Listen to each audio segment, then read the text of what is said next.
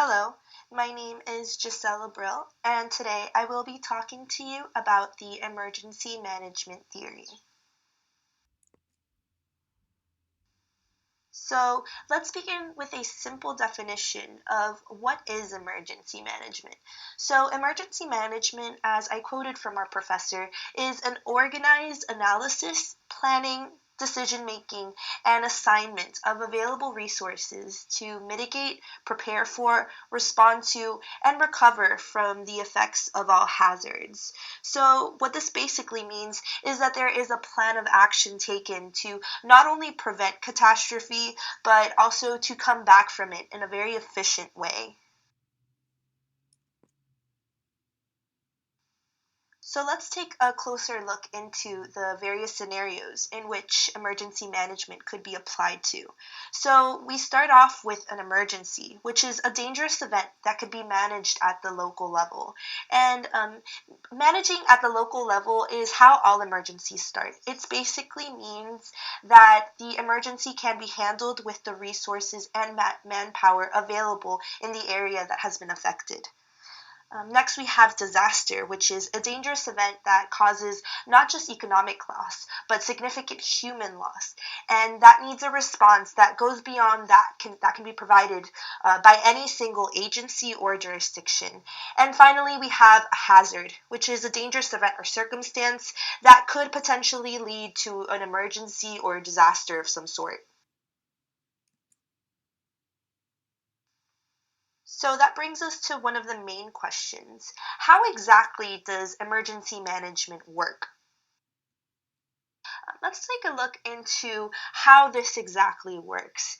And so the first one we have is prevention and mitigation. And this is defined as minimizing the effects of a disaster. And let's take the example of a hurricane. Let's say we live in South Florida, which is where I'm originally from, and that area is very prone to hurricanes. A great way to prepare for hurricanes is to build buildings according to a code that is resistant to high speed winds and brutal thunderstorms, as well as storm surges, which is all very common during hurricanes. This also entails knowing what kind of zone you live in, such as a high risk flood zone that might require you to evacuate in case of an emergency or in this case, the coming of a hurricane. This is preparing for an event that is not even yet set to happen. Next, we're looking into preparedness, which is planning a way to respond, a plan of action. And preparedness, as I mentioned, is the plan of action for an event that is set to come. So say that now hurricane season has commenced and there is now a category 3 hurricane aiming straight for South Florida. Preparation isn't just exclusive to the government. One should be doing that preparation at home as well. So for the first 72 hours of a disaster, there is no real help that can be allocated. Things need to have, in a way, settled down before help can be distributed. And so one must be prepared to handle oneself for the course of that duration. And that also includes having enough food and water for you and your family to sustain yourselves until then.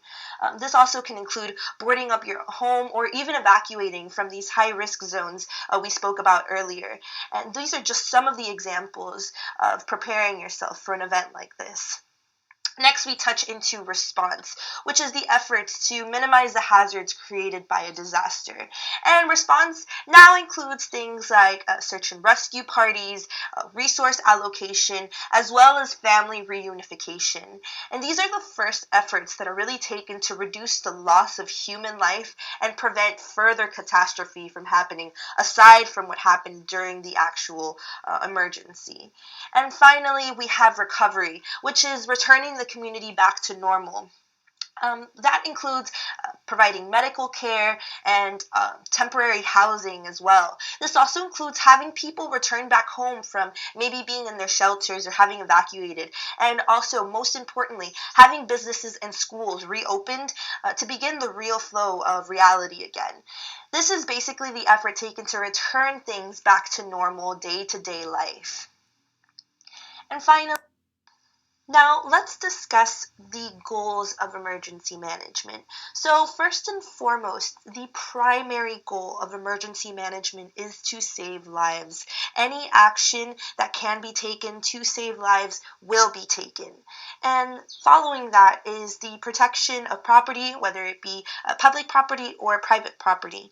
And finally, it is to protect the environment as well as governments involved.